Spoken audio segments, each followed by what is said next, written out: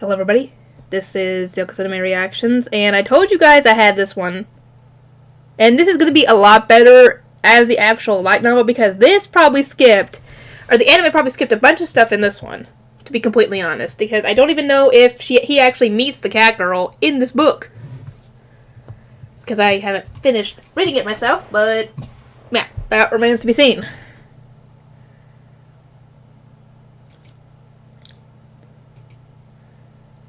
Yeah. There we go. Come on. Okay, here we go. Prologue. The first thing that came to mind when I opened my eyes was how dark it was. Is it night? The very next moment, though, a bright light shone from my left. It felt inviting, so I turned to it. What greeted me was an incredibly beautiful sight, an infinite vista as far as the eyes could see, with something that looked like a bright halo surrounding the edges. It resembled a sunrise. The ascending light gleamed like a rainbow, and I couldn't help but feel touched by the sight. Then I wondered what was on the other side. I turned to my left. There, the moon was setting, a gigantic ring of silver on the horizon. Only a bit of the lunar body remained in sight, but its magnitude wasn't diminished. It was a breathtaking sight to behold. I'd never seen anything like it in my 30 years of living. I found it odd that I didn't break down in tears right away. Hold on. 30 years? Was I alive? Wait, was I dead? The last thing I remembered was a red convertible approaching me at breakneck speed. Oh, truck-coon! The flashy man in the driver's seat was looking at his smartphone. Yep, he had been playing with his phone while driving, and boy, did he look like he was having a great time of it. Well, I'm not having a great time, asshole! I screamed to myself while piecing together what had happened. But I was pretty sure I had died then. I must have. What is going on? Hey there, are you finally awake? What? Who's there? A voice echoed from the darkness, though I didn't feel anyone there. Actually, it felt like the voice came from inside my head. You're in for a rough ride. Better strap yourself in. Huh? What? See you around. And then the voice was silent. Hello? I called out to the voice, but to no avail. But what was that? A hallucination? It sounded very clear to me. I stirred in an effort to get a better view of things and finally realized something. I couldn't move my body. Huh? What is this? What's happening to me? I thought I was tied up, but I didn't feel like that straightforward. My whole body felt weird. I couldn't feel my arms and legs for one thing, and the rest of my body just felt off. I can't feel my eyelids either. Or my eyeballs for that matter. Wait, so how am I seeing things exactly? I looked down to check my body. I was a bit worried at first, but it seemed I could move my vision to some degree. I'm a sword. My eyes found a sword vertically rising from a pedestal. I somehow knew this sword was in fact my own body. Impossible as that may be to understand, let alone explain.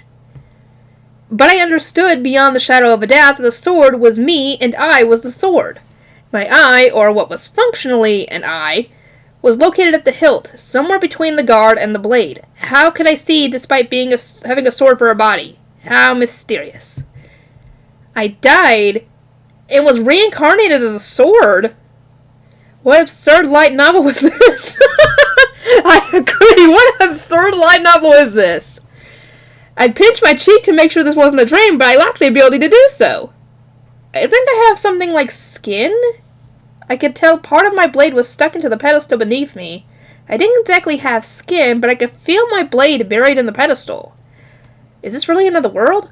Well, I would assume so, considering you're a sword. How would you be reincarnated as a sword if you were not in... What would you be reincarnated as a sword if you were in Japan? Or Earth, for that matter. It wasn't Earth, that was for sure. There were too many moons for it to be. Yeah, I have to agree. I looked up at the sky and saw 6 moons. Red, blue, green, yellow, purple, and pink. All adorning the night sky with their dim glow. So that was all moons, okay. I thought those were planets. Chapter 1. The Lonely Sword of the Great Plains. I took in my surroundings, which looked nothing like my Earth. If this was an alternate universe light novel, I would have some sort of cheat skill, I thought. Although, considering I had been reincarnated as a sword, I wondered if I could use any skills. Maybe being turned into a sword was itself my cheat skill, though I highly doubted it. It could just be wishful thinking, and I might not even have any overpowered skills to begin with. A staple of cheat skills would be identify. Oh, hello! It turned out I could look at my own stats. How convenient. Name, unknown. Owner, none. race, intelligent weapon. Attack 132 MP, 200 out of 200. No, attack 132. MP 200 out of 200. Durability 100 out of 100. Evolution rank 1. Skills identify 6. Self-repair. Bleh. Telekinesis, telepathy, status plus, recovery rate plus, skill sharing, mage. I seemed pretty strong. Looked like I could check out each individual skill too. Identify 6. Displays information of surrounding objects. Self-repair. Automatically restores weapon durability unless completely destroyed. Oh, here's hoping they don't run into that issue. Telekinesis. Use magic to affect surrounding physical objects. Telepathy. Use magic to speak directly into the minds of others. Status plus. Slightly increase all user stats. Recovery rate plus. Slightly increase user's health and magic recovery rate. Skill sharing. Grants owner access to all skills. Okay, so that's where he got the idea that he could actually give his owner access to his skills. Okay, that explains that. Mage. Ability to feel the flow of magic. The mark of a mage. I guess the number following the skill name was its level. I thought I was somewhat strong considering I came out of the box with a level 6 in identify. Then again, the cap could be 9,999 for all I know, so it might be too early to celebrate. But I was no ordinary weapon at the very least. There were so many terms and skills that I didn't understand, but there was an air of power about them. The abilities seemed fitting for a rare weapon, or a unique weapon at that. Yet my name remained unknown. Was it because my identify skill wasn't high enough, or because it had been left blank in the first place? It'd be weird if my sword self-retained my former name. Wait, my former name?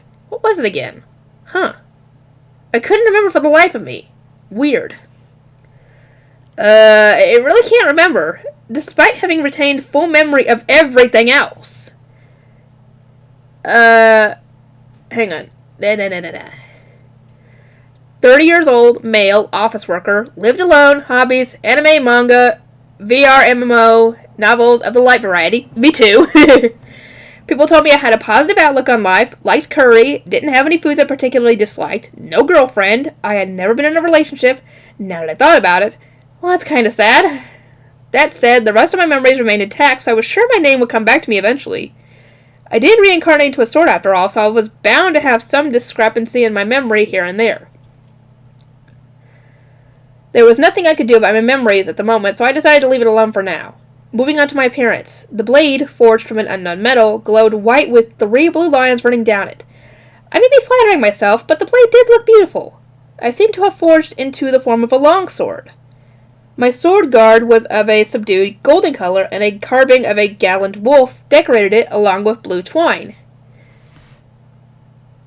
Hold on. Let me just make sure that was right. Alright. Along with blue twine. The string was a lattice of blue and white braided into one. Not to toot my own horn, but I didn't look like a mass-produced sword, so I thought it was probably one of great worth.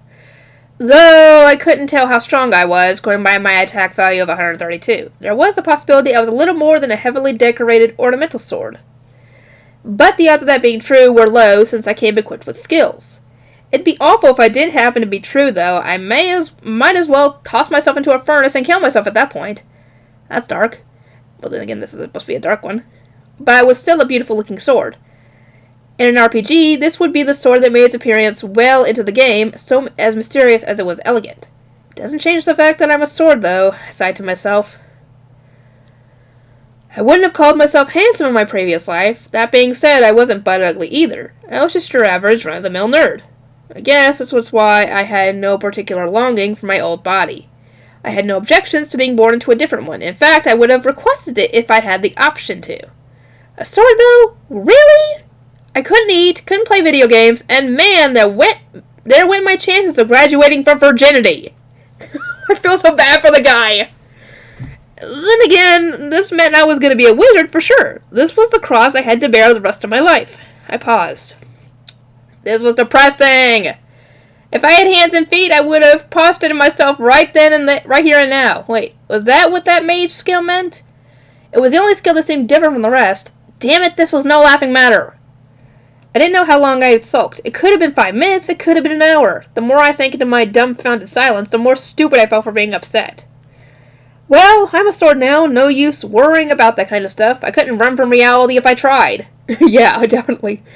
Besides, if I hadn't been reincarnated, I would have died in the accident. The more I thought about it, the more fortunate I felt. I was supposed to die, but here I was, still conscious. Yeah, not everyone got to become a sword after all, so I should enjoy it while it lasted.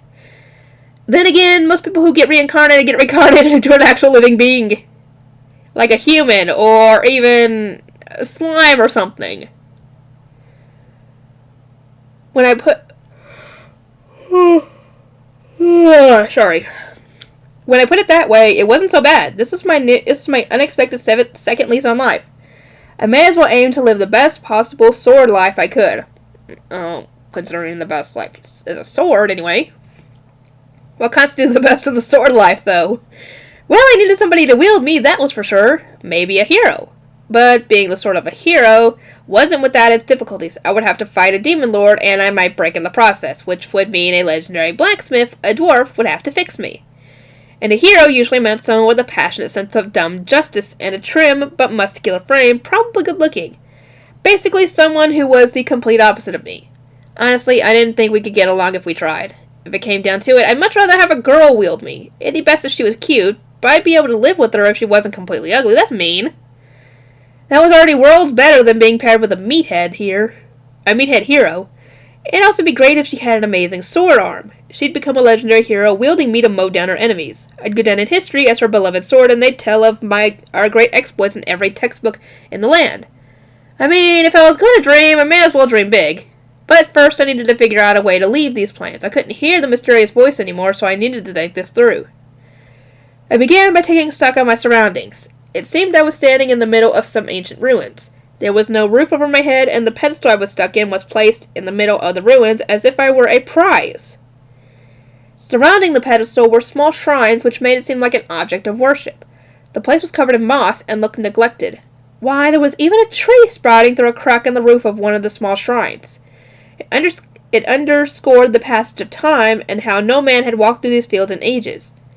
Was I some sort of legendary weapon granted to those worthy enough to find me? It didn't look like I was in some sort of dungeon, though. I couldn't see behind me since I was planted on the pedestal, but before me were grasslands and shrubbery as far as the eye could see, with not a single tall tree in sight. Squinting, I could barely make out some moving shapes in the distance. Were they animals? It doesn't look human, that's for sure. It didn't seem like I could move on my own. Hang on a minute. I had telekinesis on my list of skills. Maybe I could move using that. I grunted and began concentrating on casting telekinesis. I felt myself getting lighter and my blade slowly sliding out of the pedestal. Focusing on the sensation, I imagined a sword floating in the air. Wow, I'm flying. I can move in any direction I put my mind to. Parted from the pedestal, I began flitting through the air. I can fly! I wasn't very fast, but I was satisfied with it for the moment since I could move out of my own volition. I circled the pedestal, confirming my suspicion that I was surrounded by ruins. The place was about 30 meters in diameter and seemed to have originally been constructed of brown bricks. Years of neglect and exposure to the elements had left it darkened with moss. Who made this place? I have a sinking feeling it's the same person who made me. Judging by how old the place looked, I must have been left here for a long time. A sword didn't just come into the world wailing like a baby does. Someone must have forged me. Ruling out the possibility of my body being warped into a sword by the accident, that is. My creator would be my top candidate for the first person to use me, but if he was already dead, there went that possibility. That said, there was no moss or grime on my pedestal or the piece of cloth decorating it. It was like I'd been left there just the other day. Did that mean my creator was still out there somewhere? An odd sensation rushed through my body as I took in my surroundings. What's this? I felt tired. A feeling of weakness overwhelmed my blade. Then I started falling. Yeah, your magic points ran out. Seriously? I began desperately casting telekinesis to no avail. I was 30 meters off the ground. Float, please, just float at least. My prayers were left unanswered and I hit the ground with a loud metallic clang, which rang through the air. Ow! That didn't hurt at all, actually. But am I cracked anywhere? Any fractures? I scanned my body and was relieved to find myself unscathed. My senses were working as they should, too. I might just be some sort of legendary sword after all, if it fell from such a height and was no worse for wear. But why did I fall? I couldn't use telekinesis anymore, and listlessness washed over me. I checked my stats to look for the cause of this accident. Well, there was the problem! Looks like I ran out of MP. My mana pool was at 0 out of 200. I must have been spending it the entire time I was using telekinesis. This, too, must have been the cause of my listlessness. At least I didn't lose consciousness when my MP hit 0. I think I was only flying for about 3 minutes. Couldn't have been more than 5. I lay on the stone pavement and waited to see if my MP would recover, and it did. I could feel magic flow into me from my surroundings. The air must have been filled with mana. I counted the time it took to recover my MP and found it to be a rate of 1 point per minute. I waited an hour to get my mana up to 60 before attempting telekinesis again. Alright, I'm in the air. No problems so far. I checked my stats to see my MP steadily dropping. I use a point of mana for every second of telekinesis, which means I can get about 3 minutes of airtime with 200 MP. I didn't want to fall flat on the ground to eat again, so I hurried back to my pedestal before my mana ran dry. I felt oddly at ease when I slid back into it. Home sweet home. I shouldn't move about recklessly like that again. It was too risky. I held off again on going on any grand expeditions and took in the surrounding area. Oh boy. I am sleepy. I can keep going.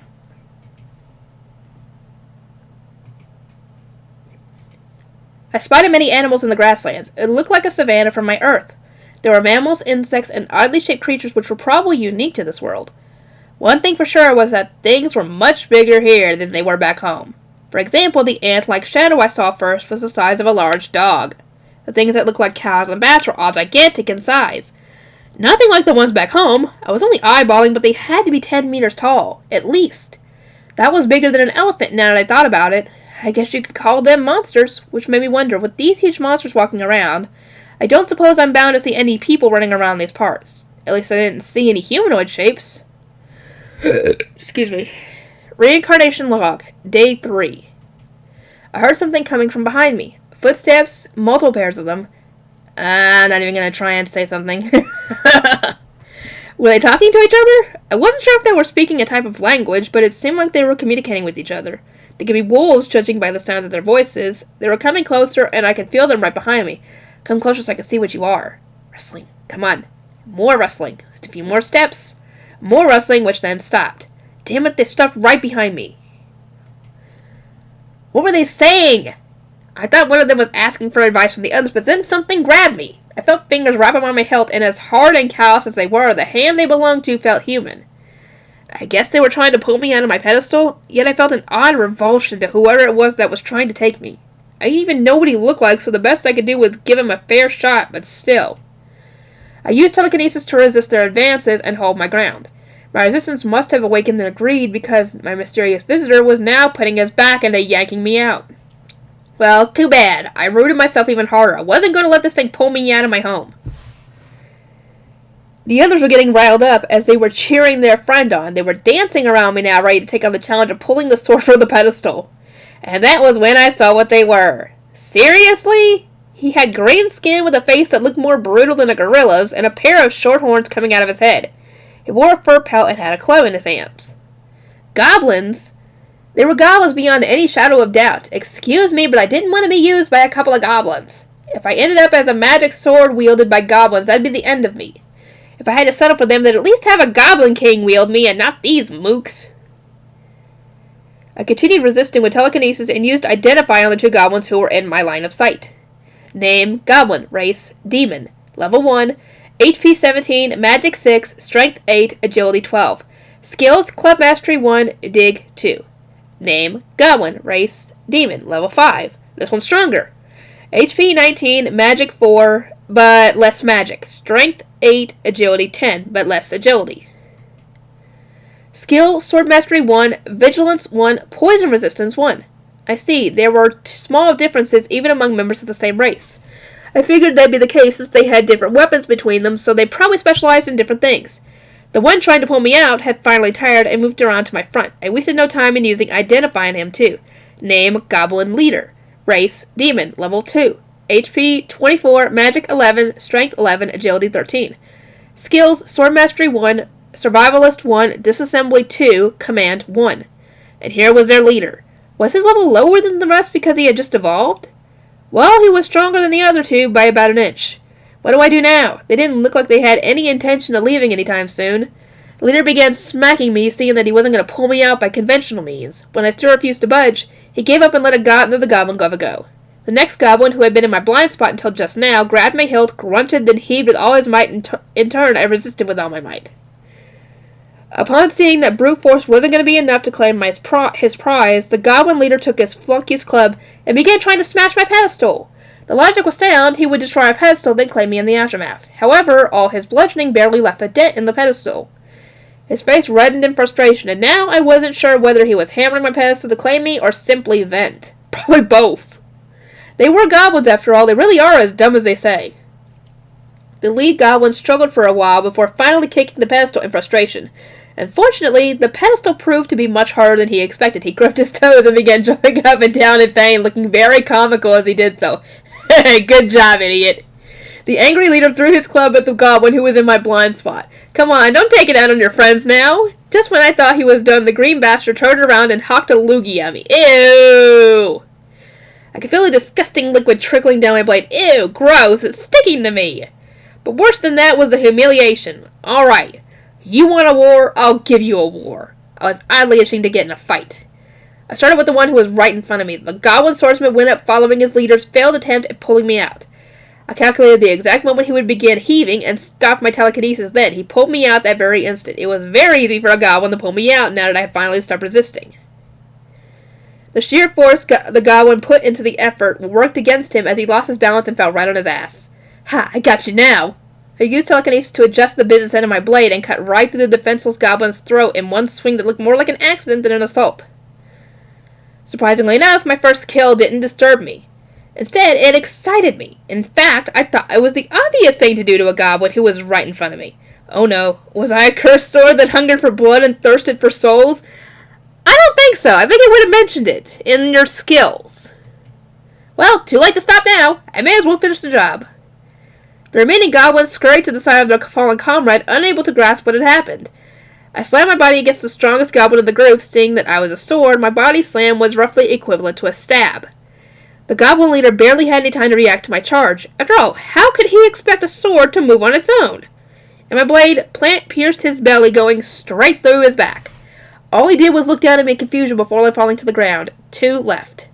I didn't feel an ounce of guilt as I killed the next goblin.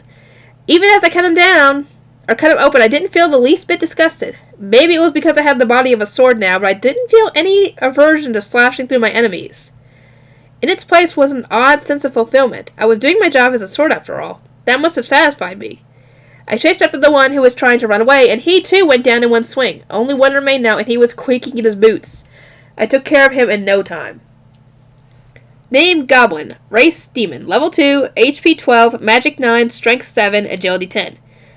Skills, Sword Mastery 1, Kobold Killer. Still, I was doing incredibly well. I may have taken them by surprise, but all of them had gone down in one hit. My attack power of 132 wasn't just for show. I didn't know how strong it really was, but it made quick work of these goblins. Then something caught my eye. Am I glowing right now? I emitted light on my third, maybe fourth kill. I think I glowed on my second kill too, but I paid no attention to it then, thinking I was imagining things. I guess I hadn't been, although I was pretty sure I didn't glow when I killed my first goblin. I opened my stats to check if anything had changed. Name unknown, race intelligent weapon. Attack 132, sorry. MP 166 out of 200, durability 100 out of 100. Evolution rank 1, crystals 3 out of 100. Skill capacity 10. Skills identify 6, self-repair, telekinesis, telepathy, status plus, recovery rate plus, skill sharing, mage. Equip skills, none. Skill rank, dig 1, disassembly 1, sword mastery 1, club mastery 1, command 1, survivalist 1, and kobold killer. What's this? It looked like I had gained some new items among my stats. The new description next to the evolution menu specifically caught my eye. My crystal count was at 3 out of 100. Did that have anything to do with the 3 times I glowed earlier? And what of my skill capacity? I didn't know what that one meant either. Only that it had something to do with my skill rank, which came after it. I figured that I only kept the skills of the goblins if I glowed after killing them, since I didn't have vigilance or poison resistance from my first victim. So I absorbed the goblin's skills. I picked skill rank and her voice sounded like a tutorial guide. You have 10 slots remaining. Would you like to equip skills from your skill rank? Of course I do. The skill selection window opened. Equipped skills. Dig 1, Disassembly 1, Sword Mastery 1, Club Mastery 1, Command 1, Survivalist 1, Kobold Killer 1. Skill rank, none.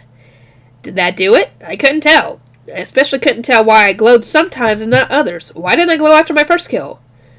I had a feeling it was linked to the things called crystals. They cropped up often in alternate universe light novels. From what I'd read, they were crystallizations of magic found within the bodies of monsters. If my assumptions were correct, it had something to do with the way I killed the first goblin. I'd killed him by cutting his throat while finishing the rest off by stabbing them. That could be the difference. I rushed over to the first body of the first goblin and began stabbing his corpse with my blade. On my third stab, I found what I was looking for. I felt my blade pierce through something hard, and I glowed again. Something flowed through me, and I felt an odd sense of satisfaction. It felt like eating your favorite food after being starved for days. As I thought, I absorbed crystals by cutting through them, and it seemed the goblins had theirs located in their stomachs. I didn't know if I had a hunger for crystals, but this could be why I felt an odd desire to fight them in the first place. I could have been reacting to the magic stones inside them. I'll have to experiment later. For now, I looked at my crystal count. Like I thought, my crystal count was now at 4 out of 100, and vigilance and poison resistance had been added to my skill rank list. The goblin leader had disassembly 2, and his flunky had dig 2, but the skills I absorbed were both at level 1. I guess the levels had been reset after absorption. So how do I level these skills up? Was using them in battle enough? Would I need to keep absorbing more crystals? I would have to experiment with these too. For now, I would equip vigilance and poison resistance. These goblin corpses are annoying me, though. Their corpses lay in front of my pedestal, which meant I would have to keep looking at this sorry mess if I didn't do something about it. So I used telekinesis and dragged their bodies out of the ruins. It left a trail of blood, but at least that corpses were out of sight now. I then put my newly obtained dig skill to work and dug a hole for them. That's pretty good, I thought to myself, and my slim blade repurposed itself into a shovel and made quick work of the ground. Though I couldn't tell if that was thanks to the actual dig skill or if telekinesis was just that useful. It was one of the two, for sure. In any case, it was good for me to have a new goal while waiting for my user. I could go out and collect more skills, therefore making myself a stronger enchanted blade. Okay. Oh god dang, I'm tired. Why?